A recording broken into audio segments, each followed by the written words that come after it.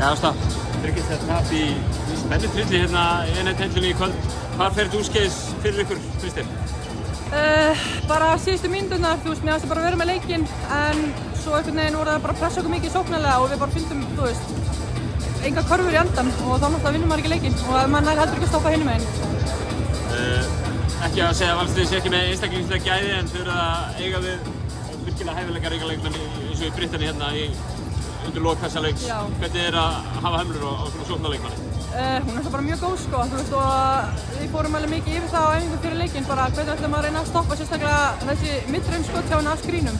Þú veist, við reyndum okkar besta, hann getur gert betur. Mætið bara mjög tilbúnar inn í þennan leik, sammála því? Já, mér finnst það, við áttum bara að vinna hann samt. Já. Þannig að ég er ekki, þú veist, við eigum að gera betur.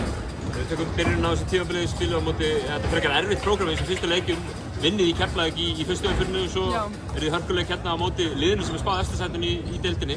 Er ekki bara svona nokkuð ánægsamt með hvernig þið eru að koma inn í þetta? Jú, þú veist, við áttum bara, mér langar að vinna þennan leik, skilur, og ég er ekki ánægð með að tapa, þannig að við hefðum átt að vinna. Kærar þakkir Ásta og gangi ykkur vel með framhaldið. Takk.